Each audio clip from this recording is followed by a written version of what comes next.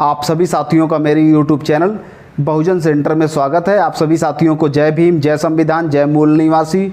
साथियों, यदि आप लोग मेरे चैनल पर नए हैं तो सबसे पहले चैनल को सब्सक्राइब कर दीजिए और बेल आइकन को प्रेस कर दीजिए ताकि जब भी मैं कोई नई वीडियो अपलोड करूं तो उसका नोटिफिकेशन आप लोगों के पास में जाए। साथियों, आज हम लोग बात करेंगे लोकतंत्र के चौथे स्तंभ के ऊपर जो सरकार के द्वारा हमला किया गया है वो असंवैधानिक है और हम इसकी निंदा करते हैं। और भविष्य में चौथे पिलर पे हमला न हो तो इसके लिए क्या क्या रणनीति चौथे स्तंभ को करनी चाहिए, इस विषय पर चर्चा करने के लिए मैं आपके सामने उपस्थित हूँ। साथियों, लोकतंत्र 4 स्तंभों पर खड़ा है। 4 स्तंभ में जो सबसे पहला स्तंभ है उस स्तंभ का नाम है विधायिका, दूसरे नंबर पे कार्यपालिका, तीसरे नंबर पे न्यायपालिका और चौथे नंबर पे मीडिया। पहले स्तंभ का काम है कानून बनाना, दूसरे स्तंभ का कार्य है जो कानून विधायिका के द्वारा बनाया गया है कार्यपालिका के द्वारा उसको अमल में लाना। तीसरा पिलर जो न्यायपालिका है, जो कानून विधायिका के द्वारा बनाया गया है वो जनता के पक्ष में है कि विपक्ष में है उसकी जांच करना। चौथे नंबर का जो स्तंभ है मीडिया, मीडिया का काम ये है कि विधायिका, कार्यपालिका और न्यायपालिका ये तीनों लोग अपना अपना काम कर रहे हैं कि नहीं कर रहे हैं, इस विषय पर समाज के लोगों को जागृत करना, देश के लोगों को जागृत करना। यदि ऐसा चल रहा है तब तो कहा जा सकता है कि लोकतंत्र जीवित है। यदि विधायिका, कार्यपालिका, न्यायपालिका और मीडिया यदि ये चारों लोग एक हो जाएं तो फिर उसी दिन लोकतंत्र मर जाएगा, क्योंकि ये सत्ता के विभाजन पर खड़ा है। विधायिका के लोग अपना काम करेंगे, कार्यपालिका के लोग अपना काम करेंगे, न्यायपालिका के लोग अपना काम करेंगे और मीडिया के लोग अपना काम करेंगे। तब तो कहा जा सकता है कि लोकतंत्र है। यदि विधायिका की चापलूसी मीडिया के लोग करने लगे, कार्यपालिका की चापलूसी मीडिया के लोग करने लगे, न्यायपालिका की चापलूसी मीडिया के लोग करने लगे तो फिर लोकतंत्र खत्म हो जाएगा। साथियों, ये जो सरकार के द्वारा लोकतंत्र के चौथे स्तंभ पर जो हमला किया गया है उसके पीछे मीडिया के लोग भी जिम्मेदार हैं। मैं कुछ महत्वपूर्ण चीज़ें आप लोगों को बताना चाहता हूँ तर्क के आधार पर। साथियों, 2014 में जब लोकसभा का चुनाव हुआ तो बीजेपी के लोगों ने ये कहा था कि हम लोग 15 लाख सभी खातों में जमा करेंगे, विदेशों से काला धन लाएंगे और जो लोग हवाई चप्पल पहन रहे हैं उन लोगों को हवाई जहाज़ में बैठाएंगे। ऐसा बीजेपी के लोगों ने कहा था। लेकिन जब 2014 का लोकसभा का चुनाव हुआ और बीजेपी की पूर्ण बहुमत की सरकार बनी तो ना वो 15 लाख रुपए दिए, ना काला धन आया, ना हर साल 2 करोड़ नौकरियां मिली, ऐसा कोई भी काम नहीं हुआ। और जो लोग इसके पहले बीजेपी के लोग ही महंगाई को लेकर के बहुत बड़े पैमाने पर रोड पर धरना प्रदर्शन दे रहे थे। जब कांग्रेस की सरकार थी, वही लोग महंगाई को कंट्रोल में नहीं ला सके, और जब कांग्रेस की सरकार थी तो जब 414 रुपये का सिलेंडर मिल रहा था, पेट्रोल 65 रुपये लीटर था, तो यही लोग रोड पर धरना प्रदर्शन कर रहे थे कि बहुत ज़्यादा महंगाई है। लेकिन आज पेट्रोल 106 रुपये लीटर है, गैस सिलेंडर का दाम 150 रुपये है।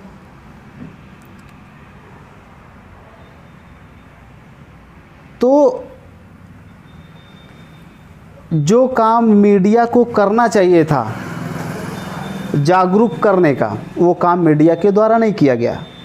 मीडिया के द्वारा 2014 से लेकर अब तक किसी ने भी बीजेपी के लोगों से ये प्रश्न पूछने का काम नहीं किया कि आपने 15 लाख रुपए देने की बात की थी, आपने 2 करोड़ नौकरियां देने की बात कही थी, आपने गैस सिलेंडर 250 और 300 रुपए में अवेलेबल कराने के लिए कहा था, आपने काला धन की बात कही थी। ये सारे सवाल मीडिया के लोगों ने सरकार से नहीं पूछा। क्यों नहीं पूछा? क्योंकि उनको चापलूसी करने की आदत लग गई, जिसके वजह से जो लोकतंत्र का चौथा स्तंभ है वो कमज़ोर हो गया। कमज़ोर क्यों हो गया? क्योंकि इन्होंने जो सवाल खड़ा करने का काम करना चाहिए था, मीडिया के लोगों ने वो सवाल खड़ा करने का काम छोड़ करके वो विधायिका की चापलूसी करने का काम इन्होंने चालू कर दिया। साथियों, कुछ पत्रकार बंधुओं के द्वारा जब सवाल खड़ा करने का काम किया गया तो समय बहुत ज़्यादा विलंब हो गया, क्योंकि जो जागरूकता मीडिया के द्वारा पैदा करनी चाहिए थी वो मीडिया के लोगों ने नहीं किया। यदि मीडिया के लोगों ने डिबेट किया होता कि आपने 15 लाख की बात की थी, आपने काला धन की बात की थी, आपने शिक्षा की बात की थी, आपने रोजगार की बात की थी, तो फिर इससे भारत की आवाम जागरूक होती कि जिन मुद्दों को बीजेपी के लोगों ने लोगों के जेहन में डाल करके चुनाव जीता, उन सभी मुद्दों में से एक भी मुद्दे को पूरा नहीं किया गया। यदि ये जानकारी, यदि ये जागरूकता मीडिया के लोगों ने भारत की आवाम के बीच में जा करके लोगों को समझाया होता और बीजेपी के लोगों को सवाल पूछने का काम किया होता और उसका लाइव डिबेट टीवी पर चलाना चाहिए था, तो ये सारे काम मीडिया के द्वारा नहीं हुए। और अब जब मीडिया के कोई भी लोग सवाल जवाब खड़ा करने का काम कर रहे हैं तो उनके ऊपर हमला हो रहा है। साथियों, लोकतंत्र के चौथे पिलर ने अपनी जिम्मेदारी का निर्वहन नहीं किया, जिसकी वजह से आज लोकतंत्र का भविष्य खतरे में हो गया है। लोगों का भविष्य तो खतरे में है ही है, साथ में जो लोकतंत्र का भविष्य है वो भी खतरे में पड़ गया है। और जो देश का जीडीपी है वो गिरता चला जा रहा है, लेकिन पूरे एशिया में नंबर 1 पे मुकेश अंबानी का नाम है, पूरी एशिया में अडानी का नाम है। तो ऐसा क्यों हो रहा है? ऐसी नीतियां सरकार के द्वारा जानबूझ के बनाई जा रही हैं कि जैसे बिजनेसमैन बढ़ता रहे और जो यहाँ की जनसंख्या है उसका शोषण होता रहे। साथियों, जिन लोगों ने अपने खून पसीने की कमाई सहारा कंपनी में जमा किया था, पल्स कंपनी में जमा किया था, उनकी सारी कमाई डूब गई। इस टॉपिक पर भी मीडिया के लोगों ने सरकार से सवाल जवाब करने का नहीं काम किया। क्यों नहीं काम किया? क्योंकि उनके अंदर चापलूसी पैदा हो गई है। साथियों, इस सोशल मीडिया के ज़रिए मैं अपने बहुजन समाज से ये अपील करना चाहता हूँ कि आप लोग नेशनल मीडिया की खबरों को छोड़ करके जो बहुजन समाज के जितने भी यूट्यूब पर लोग काम कर रहे हैं, आप लोग उन सभी लोगों के साथ सहयोग दीजिए और उन्हीं लोगों के चैनल को देखिए, क्योंकि जो नेशनल मीडिया जिनको हम कहते हैं उसके द्वारा जन जागृति का काम बंद कर दिया गया है।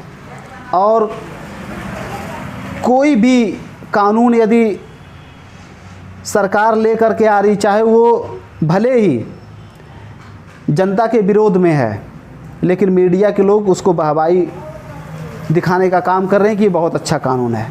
साथियों, कृषि कानून जो आया था, किसानों ने इतना बड़े पैमाने पर जो विरोध प्रदर्शन किया, उस विरोध प्रदर्शन के बावजूद कृषि कानून वापस हुआ। लेकिन मीडिया के लोग बार बार दिखाते रहे कि किसान जो आंदोलन कर रहे हैं वो नकली किसान हैं। तो यदि मीडिया के लोगों ने जन जागरण का अभियान नहीं चालू किया तो उन लोगों के ऊपर ऐसे ही हमला होता रहेगा। यदि मीडिया के लोगों ने जन जागरण का काम किया होता तो जो हमला उनके ऊपर हुआ उसी दिन भारत की आवाम उनके साथ खड़ी हो जाती और पूरे देश में एक बहुत बड़ा आंदोलन हो सकता था, जिससे सरकार को झुकना पड़ता। साथियों, लोकतंत्र को बचाने के लिए हमको और आपको इस मुहिम में शामिल होना होगा। और जितने भी बहुजन समाज के यूट्यूबर हैं, चाहे वो MNTV हो, चाहे वो नेशनल दस्तक हो, चाहे वो आवाज़ इंडिया हो, इन सभी लोगों को देखना होगा, क्योंकि सच्ची पत्रकारिता हमारे बहुजन समाज में जो लोग कर रहे हैं उन्हीं लोगों का साथ और सहयोग देने की हम लोगों को ज़रूरत है। और ये साथ सहयोग आप लोगों का मुझे मिलेगा, ऐसी मैं आप लोगों से उम्मीद करता हूं। और इस मौके पर मैं इतना ही कहना चाहता हूं। आप लोगों ने मेरी बात को ध्यान से सुना, इसके लिए आभार, धन्यवाद। जय भीम, जय संविधान, जय मूल निवासी।